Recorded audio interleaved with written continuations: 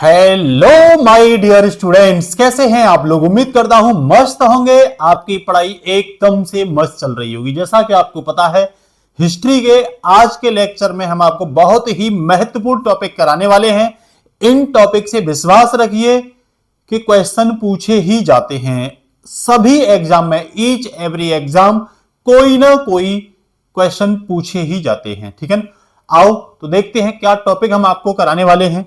भारत का संवैधानिक विकास में आपको यहां आज कराने वाला हूं किस तरीके से परिस्थिति बनी कि भारत का संवैधानिक विकास की भारत के लोगों को अपने संविधान को बनाने की आवश्यकता पड़ी। आखिरकार अंग्रेजों ने किस तरीके से भारत का शोषण किया। एक तरफ तो यहां से नींव रखी जाएगी भारत के संविधान के विकास की, ठीक है भाई। दूसरी तरफ अगर मैं आपसे बात करूं तो दूसरी तरफ अंग्रेज धीरे धीरे क्या कर रहे हैं, तो अंग्रेज धीरे धीरे अपनी शक्ति को बढ़ाते चले जा रहे हैं। ठीक है ना, अंग्रेज क्या कर रहे हैं, अपनी शक्ति को बढ़ाते चले जा रहे हैं। कैसे, एक से एक गवर्नर आएंगे, लॉर्ड वेलेस्ली आएगा, लॉर्ड डलहौजी आएगा। ये लोग धीरे धीरे धीरे कैसे भारतीय राजाओं का शोषण करेंगे, कभी तो कुशासन का आरोप लगाएंगे, कभी व्यक्तिगत सिद्धांत लागू करेंगे, कभी सहायक संधि लागू करेंगे और भारतीय देशी राजाओं और रियासतों को ब्रिटिश साम्राज्य में तेजी से शामिल करने का प्रयास करेंगे। और इसमें सबसे बड़ी जो महत्वपूर्ण भूमिका थी भारत ब्रिटिश की ओर से, वो थी लॉर्ड डलहौजी की। उसके बाद में लॉर्ड कर्जन, ये कुछ ऐसे गवर्नर जनरल या वायसराय रहेंगे जो बड़े स्तर पर अपनी कूटनीति और चालाकी और लूट खसोट के दम पर भारतीय राजाओं की शक्ति को कमजोर करके भारतीय राज्यों का विस्तार अपने अंग्रेजी साम्राज्य में, ब्रिटिश साम्राज्य में क्या करेंगे, शामिल करेंगे। तो उसी पहलू में स्टार्ट करते हैं हम भाई। पहला हमारा जो स्टार्टिंग होगी वो स्टार्टिंग होगी रेगुलेटिंग एक्ट 1773। ये मैंने पीछे ही आपको पढ़ा दिया था कि भाई रेगुलेटिंग एक्ट जो 1773 था वो इसीलिए आया था कि जब कंपनी, एक तरफ तो कंपनी ठीक चल रही थी, एक समय था कि कंपनी ब्रिटिश सरकार को 4 लाख रुपए सालाना पाउंड देती थी, लेकिन धीरे धीरे कंपनी में इतना भ्रष्टाचार बढ़ गया अंग्रेजी कर्मचारी और अधिकारियों के माध्यम से कि कंपनी को खुद ब्रिटेन सरकार से लोन लेने की आवश्यकता पड़ी। तब ब्रिटेन सरकार ने कंपनी को रेगुलेट करने के लिए, ठीक है ना, क्या करने के लिए, कंपनी को रेगुलेट। चोर कौन है, तो भाई चोर तो सीधे कंपनी के लोग ही है ना, तो उनको रेगुलेट करने के लिए रेगुलेटिंग एक्ट लेके आए थे। पहली बार ये भारत में एक रेगुलेट करने वाला ब्रिटिश सरकार की तरफ से क्या था, कानून था। ठीक है ना, तो इसमें क्या चीज थी, इसमें कोड ऑफ डायरेक्टर, यहां कोड ऑफ डायरेक्टर में संचालकों की जो संख्या थी वो 24 निश्चित कर दी थी। ठीक है, और हर साल 1/4 क्या होंगे, रिटायर होंगे इसमें से। गवर्नर जनरल की बात करूं तो बंगाल के लिए गवर्नर जनरल का पद बना दिया और उसके लिए 4 सदस्यों की कार्यकारी परिषद का भी क्या कर दिया, गठन कर दिया। और इसकी शुरुआत की थी वॉरेन हेस्टिंग्स ने। पूछेगा बंगाल के पहले गवर्नर जनरल कौन बने, तो लॉर्ड वॉरेन हेस्टिंग्स का इसमें क्या आ जाएगा भाई, नाम आ जाएगा। लॉर्ड वॉरेन हेस्टिंग्स पहला भारत में या बंगाल में बनने वाला क्या था, गवर्नर जनरल था। अब यहां क्या होगा, सेंट्रलाइजेशन करेंगे, केंद्रीकरण। यहां बंबई और मद्रास के गवर्नर को किसके अधीन कर देंगे, गवर्नर जनरल को। ये व्यक्ति आप देख रहे होंगे, ये सब लुटेरे हैं। ये वॉरेन हेस्टिंग्स है। कौन है, वॉरेन हेस्टिंग्स है, जिसने द्वैध शासन का भी भारत में क्या किया था, अंत किया था। क्या किया था, अंत किया था भारत में द्वैध शासन का। ठीक है ना, ध्यान रखना आप लोग। मैं फिर आपको बता रहा हूं कि अगर अंग्रेज भारत में चालाकी ना करते तो निश्चित बता रहा हूं आप लोगों को कि उनको भारत में पकड़ बनाने में बहुत ही मशक्कत करनी पड़ती। ठीक है ना, लेकिन चालाकी का क्या किया इन लोगों ने, प्रयोग किया। 1773 के एक्ट के अगर मैं दोष की बात करूं तो उसके दोष को दूर करने के लिए एक्ट ऑफ सेटलमेंट आया था 1781 में। पूछ लेगा एक्ट ऑफ सेटलमेंट कब आया, तो एक्ट ऑफ सेटलमेंट जो 1781 में आया था। ठीक है ना, जो 1773 रेगुलेटिंग एक्ट में कमियां थी, इसी रेगुलेटिंग एक्ट के तहत आपको पता है सुप्रीम कोर्ट की स्थापना की गई थी। इसके पहले मुख्य न्यायाधीश एलिजा इम्पे थी। ठीक है ना, अन्य 3 जज भी थे इसके अंतर्गत। तो ये तो हम कहां पढ़ाते हैं, पॉलिटी में पढ़ाते हैं, हिस्ट्री की बातें करेंगे। पावर ऑफ स्ट्रगल की बात करूं तो गवर्नर जनरल को अपनी काउंसिल में बहुमत के अनुसार कार्य करना पड़ता था, एक प्रकार से निष्क्रिय था। यही सुप्रीम कोर्ट का अधिकार क्षेत्र स्पष्ट नहीं था, भारतीय रीति रिवाजों की अनदेखी की जाती थी, करप्शन बड़े पैमाने पर था। यहां इसी एक्ट के तहत क्या कर दिया गया कि कंपनी के कर्मचारियों के निजी व्यापार करने पर प्रतिबंध लगा दिया। अगर आपने प्रतिबंध लगा दिया और वेतन भी बढ़ाया नहीं तो यहां दिक्कत तो पैदा होंगी, घूसखोरी बढ़ जाएगी और ज्यादा भ्रष्टाचार और घूसखोरी बढ़ जाएगी। एक समय ये मोटा पैसा भारत से लेके जा रहे थे, अभी आप क्या कर रहे हो कि भाई इनसे निजी संपत्ति निजी व्यापार पर रोक लगा रहे हो, तो घूसखोरी बढ़ेगी बढ़ेगी, सिंपल सी बात है। यही एक्ट ऑफ सेटलमेंट के बाद आएगा पिट्स इंडिया एक्ट 1784। ये किसके नाम पर आया था? तो ब्रिटिश प्रधानमंत्री थंगर पिट्स के नाम पर आया था। किसके नाम पर? थंगर पिट। ये ब्रिटिश क्या था? प्रधानमंत्री था, इसके नाम पर। इसमें क्या किया गया कि इसमें और कंपनी के अंदर द्वैध शासन प्रणाली लागू की गई। इसमें मतलब एक कोर्ट ऑफ डायरेक्टर बनाया गया 24 सदस्यीय और एक board of control BOC board of control बनाया गया। कोर्ट ऑफ डायरेक्टर 24 सदस्यीय व्यापारिक कॉमर्शियल अफेयर्स पर ध्यान देता था, कॉमर्शियल व्यापारिक मामलों पर ध्यान देता था, जबकि बोर्ड ऑफ कंट्रोल जो था ये राजनीतिक मामलों पर, कंपनी के राजनीतिक मामलों पर क्या देता था? ध्यान देता था। कह सकते हो कि ब्रिटिश आधिपत्य क्षेत्र, इसी को क्या कहा गया? ब्रिटिश आधिपत्य क्षेत्र। ये ब्रिटिश आधिपत्य क्षेत्र के अंतर्गत था। प्रशासन को मजबूत करने की बात की गई, काउंसिल रिडक्शन की बात की गई, गवर्नर मतलब कम किया गया। 4 सदस्य थे पहले काउंसिल में, इसे 3 कर दिए गए, ध्यान रखना आप लोग। वीटो पावर का अधिकार, कह रहा गवर्नर जनरल को विशेष परिस्थितियों में अपने निर्णय को लागू करने के लिए वीटो का अधिकार मिल गया। यह अधिकार कब मिला? 1781 के एक्ट ऑफ सेटलमेंट के तहत मिला। बार एंड पीस के मामले में बिना कोर्ट ऑफ डायरेक्टर की अनुमति के युद्ध या संधि को गवर्नर जनरल क्या कर सकता था? रोक सकता था। ठीक है ना, इस वीटो शक्ति में।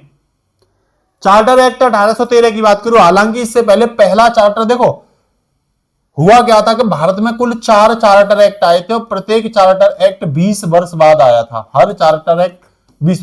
पहला चार्टर एक्ट जो आया था वो 1793 में आया था, दूसरा 1813, 1833 तीसरा और 1853 चौथा चार्टर एक्ट। ये 4 चार्टर एक्ट आए थे। पहले चार्टर एक्ट में क्या था कि कंपनी के लिए भारत में व्यापारिक एकाधिकार के रास्ते खोल दिए। व्यापारिक एकाधिकार के रास्ते किसके लिए खोल दिए भाई? ये व्यापारिक एकाधिकार के रास्ते खोल दिए कंपनी के लिए। किसके लिए खोल दिए? कंपनी के लिए व्यापारिक एकाधिकार के रास्ते खोल दिए। उसके बाद दूसरा आएगा चार्टर एक्ट 1813। तो इसमें ये एंड ऑफ मोनोपोली जो थी कंपनी की वो खत्म कर दी जाएगी। कंपनी के, ईस्ट इंडिया कंपनी के भारत में व्यापारिक एकाधिकार को समाप्त कर दिया जाएगा। चीन के साथ अब कंपनी क्या करेगी? ऐसा क्यों हुआ कि ब्रिटेन में इलेक्शन आ रहे थे तो वहां प्रधानमंत्री पर जोर था कि भाई केवल कंपनी ही पूर्वी देशों में व्यापार नहीं करेगी, अन्य पूंजीपति जो है, क्योंकि यहां औद्योगिकरण हो गया था। यहां औद्योगिकरण होने की जैसे बड़े पैमाने पर लोगों ने अपने सामान बना रखे थे और भारत की और बाजार की तरह देख रहे थे भारत को, तो वो पूंजीपति वर्ग भी कह रहा था। पूंजीपति वर्ग का संसद में क्या था? प्रेशर था कि भाई क्या करिए, तुम जो है पूर्वी देशों में और भारत में हमें भी व्यापार करने की क्या करिए, अनुमति करिए, वरना तो रिजल्ट अच्छा नहीं होगा। किसका रिजल्ट अच्छा नहीं होगा? तो भैया चुनाव का रिजल्ट अच्छा नहीं होगा। ठीक है, अब क्या है इस एक्ट में? एक काम और किया गया। देखो यहां क्या किया गया था, चीन के साथ व्यापार कंपनी करेगी और चाय का व्यापार पूर्वी देशों में कंपनी करेगी, अदरवाइज सभी व्यापार पूंजीपति आकर के इंग्लैंड के कर सकते हैं। एजुकेशन फील्ड में यहां पर ध्यान रखना, भारतीय शिक्षा एवं साहित्य पर प्रतिवर्ष 1 लाख रुपए खर्च करने का प्रस्ताव रखा था। और ईसाई मिशनरियों को भारत में ईसाई धर्म के प्रचार प्रसार की क्या मिल गई? अनुमति मिल गई कि भाई ये प्रसार कर सकती हैं और प्रचार कर सकती हैं। कौन कर सकती हैं? ईसाई मिशनरियां कर सकती हैं, इनको अनुमति मिल गई, ध्यान रखना। ठीक है भाई। अब अगला एक्ट आएगा 1833। हालांकि आपको याद क्या रखना है 1813 के एक्ट में, एक तो कंपनी का मोनोधिकार खत्म कर दिया, केवल चीन के साथ व्यापार करेगी और चाय का पूर्वी देशों में व्यापार केवल कंपनी करेगी, ये ध्यान रख लो आप लोग। दूसरा क्या किया गया? 1 लाख रुपए शिक्षा पर। भारत में अंग्रेजों ने पहली बार शिक्षा पर खर्च कब किया? तो ध्यान रखना एक्ट 1813 के तहत। चुनिंदा पॉइंट बता रहा हूं, यही आपके एग्जाम में क्या होंगे बच्चों? आएंगे। ठीक है ना।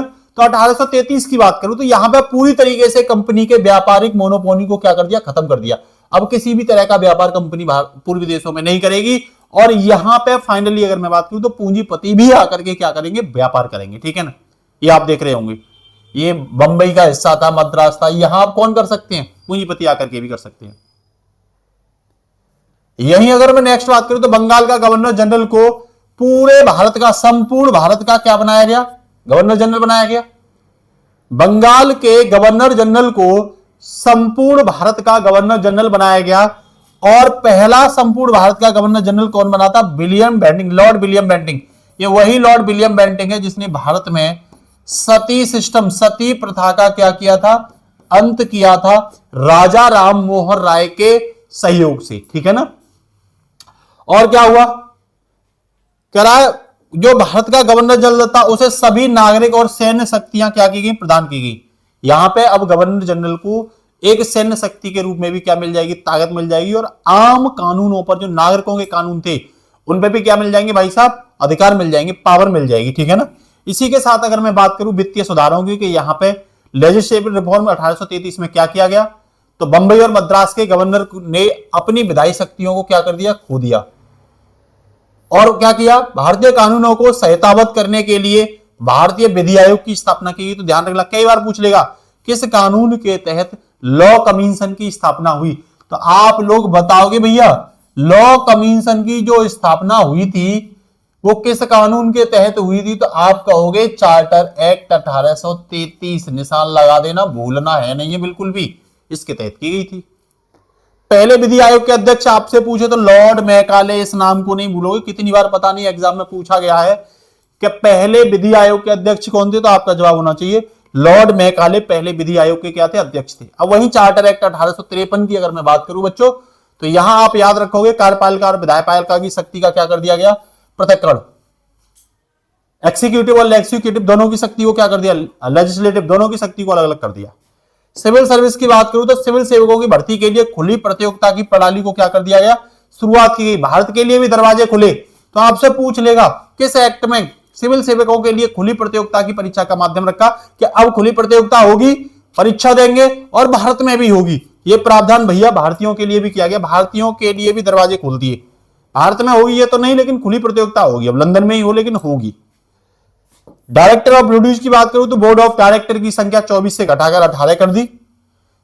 6 क्राउन द्वारा इसमें क्या किए जाएंगे, जो राजा था उसके द्वारा क्या किए जाएंगे, नॉमिनेट किए जाएंगे, ये ध्यान रख लेना।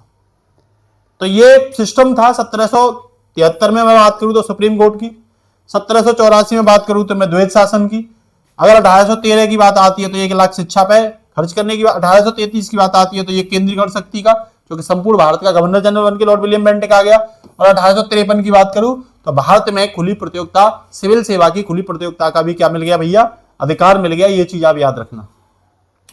इसके साथ ही मैं बात करूं कि भाई ऐसा करने पर ब्रिटिश साम्राज्य और रियासतों का क्या वो था, तो यहां पर लॉर्ड डलहौजी नाम का एक गवर्नर जनरल आएगा।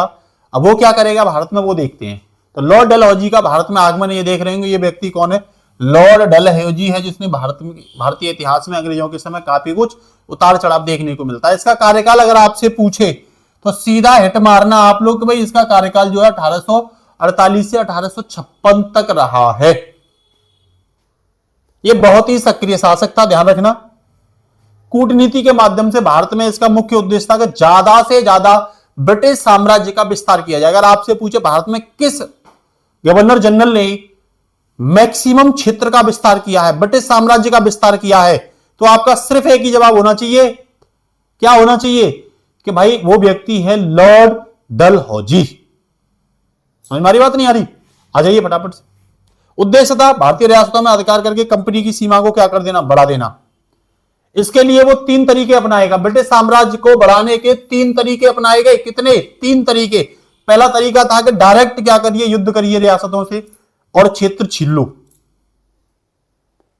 बंदूक के माध्यम से, तलवार के माध्यम से, तोपों के माध्यम से, बारूद के माध्यम से क्या करेंगे, राजा को दबाने का प्रयास करेंगे। ठीक है भैया। उसके बाद एक सहायक संधि थी, इसमें कूटनीतिक दबाव डालेंगे, छल कपट के माध्यम से क्या करेंगे, क्षेत्रों को हड़पेंगे। एक थी भैया राज्य हड़प नीति, जिसे डॉक्ट्रिन ऑफ लैप्स भी कहते हैं। यहां उत्तराधिकार के नियम में हेर फेर करके ये क्या करेंगे भैया, तो ये क्षेत्र को छीनने का क्या करेंगे, प्रयास करेंगे। ठीक है भैया। अब आगे आ जाइए। हड़प नीति की पृष्ठभूमि को अगर मैं बात करूं तो सहायक संधि को पढ़ेंगे। कह रहा ईस्ट इंडिया ने कई रियासतों में यह संधि क्या कर दी, स्वीकार की गई थी, और जो रियासतें स्वीकार नहीं कर रही थी तो वहां जबरदस्ती तरीके से यह संधि क्या करवाई गई, स्वीकार। कौन सी? सहायक संधि। इसमें क्या होता था कि भारतीय रियासतों ने अपनी सेना क्या कर दी, भंग कर दी, और अंग्रेज क्या करते थे, अपनी सेना रखते थे। इनका उद्देश्य यह था कि कैसे भी करके भारतीय राजाओं को कमजोर करके उनके क्षेत्र को ब्रिटिश साम्राज्य में मिला दिया जाए। जिसके लिए क्या करेंगे कि भारतीय राजाओं की सेना को भंग करवा देंगे और अपनी सेना उस राजा के यहां रखेंगे, भाई अब ये सेना तुम्हारी सुरक्षा करेगी, और भारतीय राजाओं पर ही अपनी सेना को पलवाएंगे। कितने चालाक हैं अंग्रेज, देखा, नालायक नहीं तो आज आ जाएं, बहुत मार पड़ेगी इन पे। तो कहा है रियासतें आंतरिक और बाहरी सुरक्षा के लिए पूरी तरह किस पर निर्भर हो गई, ब्रिटिश कंपनी के अधीन हो गई। भैया पूछा हड़प नीति क्या है, तो अंग्रेजों द्वारा भारतीय रियासतों को हड़पने की नीति ही क्या कहलाती है, हड़प नीति। इसके और क्या नाम थे, तो इसे चूक का सिद्धांत भी कहते हैं, ध्यान रखना क्या कहते हैं, चूक का सिद्धांत भी इसे कहते हैं। दूसरा इसे व्यपगत का सिद्धांत भी कहते हैं, और तीसरा इसे हड़प नीति का सिद्धांत भी कहते हैं। लक्ष्य बस एक ही था कि ज्यादा से ज्यादा भारतीय राज्यों के अस्तित्व को खत्म करके ब्रिटिश साम्राज्य में मिलाना और ब्रिटिश साम्राज्य के विस्तार को ज्यादा से ज्यादा बढ़ाना। अब यहां दत्तक पुत्र और उत्तराधिकार की बात आएगी। तो पहले परंपरा थी कि जिस राजा के अपनी कोई संतान नहीं होती थी तो वो किसी बच्चे को क्या लेता था, अडॉप्ट करता था, गोद लेता था, और यह गोद लिया पुत्र ही आगे चल के राजा का उत्तराधिकारी बनता था। यह भारतीय परंपरा थी राजाओं में। लेकिन ब्रिटिश ने नया रूल क्या लगाया, डलहौजी ने उस पुरानी प्रथा को क्या कर दिया, खत्म कर दिया। उसने बोल दिया अगर राजा का प्राकृतिक वारस है, उसका अपना खुद का पुत्र है, अपना खून है, तब तो वो राजा बनेगा, अदरवाइज वो राजा नहीं बनेगा। उस क्षेत्र को ब्रिटिश साम्राज्य में मिला दिया जाएगा। नहीं समझ मारी बात, कि अगर भाई उसका कोई भी पुत्र नहीं है, अपना नेचुरल खुद का खून, तो भैया वो राजा नहीं बनेगा। ऐसा लॉर्ड डलहौजी ने यह नियम निकाला था। भारतीय राज्यों का इस नीति में 3 राज्यों में बांट दिए थे भारतीय राज्य उसने। एक तो स्वतंत्र राज्य जो अंग्रेजों के नियंत्रण से मुक्त थे, यहां कुछ भी हस्तक्षेप नहीं किया। एक आश्रित राज्य जो मुगल और पेशवाओं को कर देते थे, अब लेकिन अंग्रेजों के क्या थे, संरक्षण में थे। एक अधीनस्थ राज्य जिनका निर्माण खुद किसने करवाया था, खुद भैया अंग्रेजों ने करवाया था। ये ध्यान रखना आप लोग, ठीक है ना। अब इसमें स्वतंत्र राज्यों की बात करूं तो ये वे राज्य थे, ये वे रियासतें थी जो पूरी तरह क्या थी, आजाद थी, और किसी भी तरह का टैक्स किसी को नहीं देती थी। तो इन पर व्यक्तिगत सिद्धांत का कोई भी प्रभाव लागू नहीं होता था, और इन्हें गोद लेने के लिए राजा से किसी भी प्रकार की कोई अनुमति नहीं लेनी होती थी। ये ध्यान रख लेना। दूसरे वो राज्य थे जो आश्रित थे, जो पहले मुगल सम्राट या पेशवाओं को बाहर से कर देते थे, अब वे ब्रिटिश सरकार को क्या देने लग गए, कर देने लग गए, मतलब अंग्रेजों के आश्रय में आ गए। शर्त यह थी कि ऐसे राज्यों के शासकों को उत्तराधिकारी गोद लेने की अनुमति लेनी पड़ती थी। अगर इनका कोई वारस नहीं है और इन्हें उत्तराधिकार कोई वारस लेना है तो इसकी अनुमति किससे लेंगे भाई, अंग्रेजों से लेंगे। एक ऐसे राज्य जो खुद अंग्रेजों ने बनवाए थे, जिन्हें अधीनस्थ राज्य बोला गया, सबऑर्डिनेट स्टेट बोला गया। तो ऐसे राज्य जिनका निर्माण ब्रिटिश कंपनी ने किया अथवा जिन्हें जीतकर ब्रिटिश कंपनी पुनः क्या कर रही थी, स्थापित कर रही थी, तो कह रहा है ये पूर्ण रूप से अंग्रेजों के अधीन थे। कठोर नियम यह था कि गोद लेने का इनको बिल्कुल कोई भी अधिकार नहीं था। ऐसे राज्यों को गोद लेने का कोई भी अधिकार भाई नहीं था, ठीक है। अब कह रहा आश्रित राज्यों के लिए नियम क्या था, यह नियम था अगर राजा की मृत्यु हो जाएगी और उस पर कोई भी संतान नहीं है तो पूर्ण रूप से कब्जा ब्रिटिश सरकार का हो जाए, मतलब ब्रिटिश का हो जाएगा। कह रहा यदि कोई राज्य अंग्रेजों से युद्ध हार चुका था और उस पर निर्भर था, यदि वहां राजा के पास कोई संतान नहीं थी तो राजा को गोद लेने या उसको राजा बनाने का कोई अधिकार नहीं था। यदि राजा किसी बच्चे को गोद लेकर राजा बनाता और अंग्रेजी सीधा क्या कर देते थे, उस राज्य पर पूर्ण रूप से कब्जा कर लेते थे, सीधा, कोई तर्क नहीं, कोई तर्क नहीं थी। बस उसको एक अधिकार था कि बस राजा की निजी संपत्ति पर गोद लिए गए पुत्र का अधिकार था, और सरकारी और जनता की संपत्ति पर, कह सकते हो राज्य की संपत्ति पर, उस पुत्र का कोई भी अधिकार नहीं होता था और उसे राजा भी नहीं माना जाता था। ठीक है ना। तो निजी संपत्ति पर अधिकार होगा उसका, सोने पर, घर पर, ज्वेलरी पर इस पर अधिकार होगा, लेकिन टैक्स लेना, ये शासन चलाना, इस पर उसका कोई राज सत्ता पर कोई अधिकार उसका नहीं होता था, ये ध्यान रख लेना। साम्राज्य का सुदृढ़ीकरण की बात करूं तो डलहौजी की नीति ने कह रहा किसी बड़े युद्ध में ब्रिटिश साम्राज्य के नक्शे को क्या कर दिया, बदल दिया। देख रहे हैं कई जगह, सतारा, नागपुर, झांसी, संबलपुर, ये कई राज्यों को हड़पा। देख लेते हैं एक एक करके। तो देखो सतारा, झांसी, नागपुर, संबलपुर, कई राज्यों को ब्रिटिश भारत में मिला लिया। और यही उनकी शोषण की नीति आगे जाके उपजाएगी 1857 की क्रांति को। तो ये जो शोषण किया गया था अंग्रेजों के द्वारा, ये आगे चलकर 1857 के विद्रोह का क्या बनेगा भाई, कारण बनेगा। तो डॉक्ट्रिन ऑफ लैप्स का तुम्हें मूल नियम पता ही चल गया कि किसी शासक की मृत्यु के बिना किसी प्राकृतिक उत्तराधिकारी नहीं है, तो भैया उस राज्य को ब्रिटिश साम्राज्य में मिला दिया जाएगा। और प्रतिबंध यह था कि दत्तक पुत्र को उत्तराधिकारी नहीं बनाया जाएगा। कौन कौन से राज्य थे, ये कौन कौन से राज्य थे जो मिलाए गए, देख रहे हैं, ये सीधा हम चलवा रहे हैं, धीरे धीरे धीरे धीरे देख रहे हैं आप लोग, देख रहे होंगे आप लोग। तो भैया 1848 में पहला मिलने वाला राज्य कौन था, सतारा। दूसरा जैतपुर 1849 में, और संबलपुर भी 1849 में ही मिलाया था। तीसरा 1850 में बघाट को मिलाया था। चौथा 1852 में उदयपुर को मिलाया था। उसके बाद झांसी 1853 में, और नागपुर को 1854 में मिलाया गया। किसको, नागपुर को 1854 में, और अवध को 1856 में मिलाया था। इसके एक यहां जो करौली है, ये 1855 में, ये थोड़ा विवाद में रहता है क्योंकि अंग्रेजों का मित्र राज्य था, इसे मिलाया था, लेकिन बाद में इसे क्या कर दिया था, छोड़ दिया गया था लंदन के आदेश पर। इसके बारे में अगर मैं आपको बताऊं तो देखो, पहला सतारा स्थापना हुई थी 1674 में शिवाजी के, छत्रपति शिवाजी महाराज के वंशज के द्वारा करा। 1848 में राजा शाहजी भोसले थे, इनकी मृत्यु हो गई, और राजा निसंतान थे, तो मृत्यु से पूर्व गोद लिए गए दत्तक पुत्र को ब्रिटिश कंपनी ने मानने से क्या कर दिया। और सतारा का विलय बॉम्बे प्रेसिडेंसी में किया था, ये भी पूछ लेगा, सतारा का विलय किस, मद्रास में, बॉम्बे में, बंगाल में, किस प्रेसिडेंसी में अंग्रेजों ने मिलाया था। तो आपका जवाब होना चाहिए भाई, बंबई प्रेसिडेंसी में मिलाया था। वहीं संबलपुर और जैतपुर की बात करूं तो 1849 में यहां विधवा रानी शासन चला रही थी, तो अंग्रेजों ने क्या कर दिया, इसे रिजेक्ट कर दिया और अपने में मिला दिया। ये क्षेत्र बुंदेलखंड वाला क्षेत्र याद रखना आप लोग।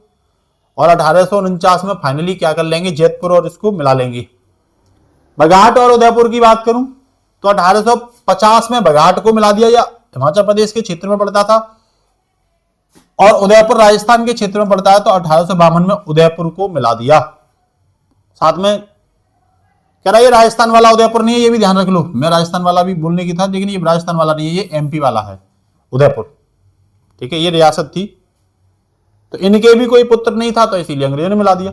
झांसी की रानी वाला तो आपको पता ही है, तो 1853 में मिलाया। रानी के भी कोई पुत्र नहीं था, लेकिन उनके राजा थे राजा गंगाधर, इनके मरने से पहले ही एक पुत्र दिया गया था, दामोदर राव, लेकिन अंग्रेजों ने इसे मानने से क्या कर दिया, मना कर दिया। तो फिर उसके बाद झांसी को भी क्या कर लिया इन्होंने, मिला लिया। आप बताओगे झांसी की रानी के समय यहां गवर्नर कौन था, कौन लड़ा था, ये बताओगे आप लोग कमेंट में कि भाई झांसी की रानी के युद्ध के समय झांसी की रानी से 1857 के विद्रोह में कौन लड़ा था। नागपुर की बात करूं तो 1854 में मिला लिया नागपुर को।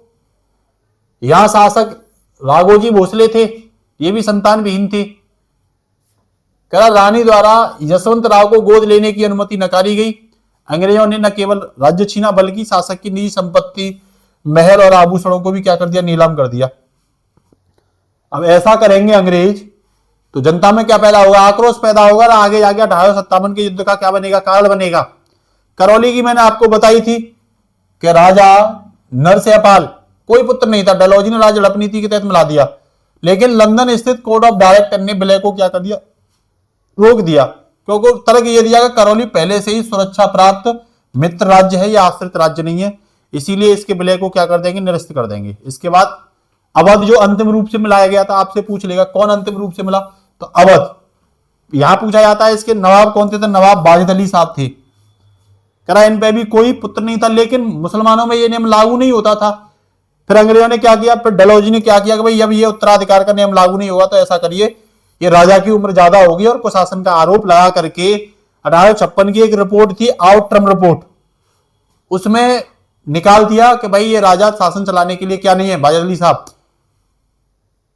परिपक्व नहीं है, इसीलिए कुशासन फैल रहा है यहां पर। कुशासन का आरोप लगा करके अवध को भी क्या कर लिया भाई, फाइनली मिला लिया।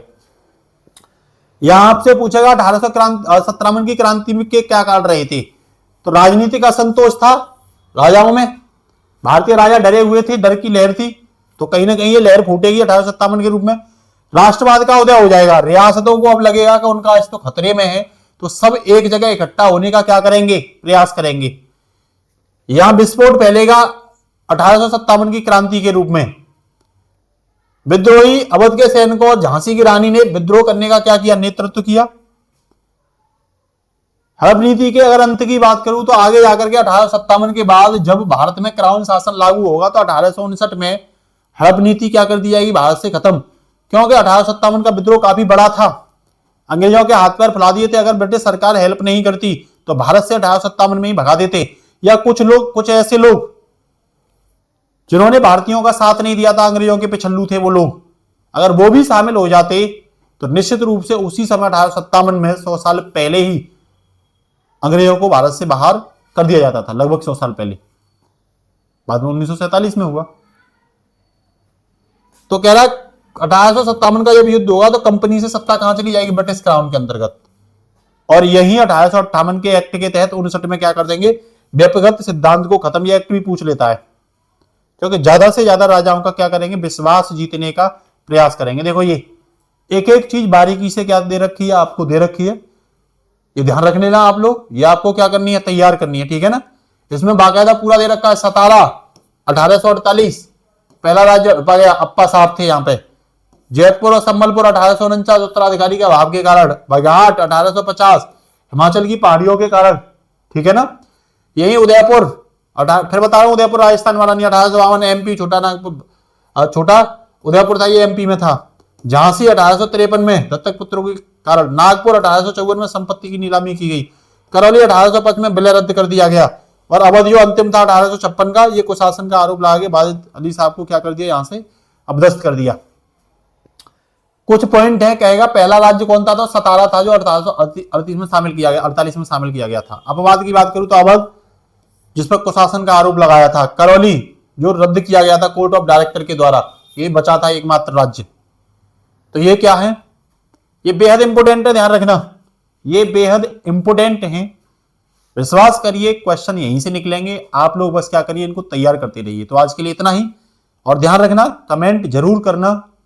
बस एक क्वेश्चन है आपसे मेरा, आप ये मुझे बताओगे जो आंग्ल कर्नाटक युद्ध थे, कमेंट में बताओगे इनमें कौन कौन सी संधियां हुई थी, आंग्ल कर्नाटक युद्ध में कौन कौन सी संधियां हुई थी, ये लोग आप बताओगे, ठीक है ना। तो आज के लिए बच्चों इतना ही, नमस्कार, जय Hind, all the best, Bharat माता की जय।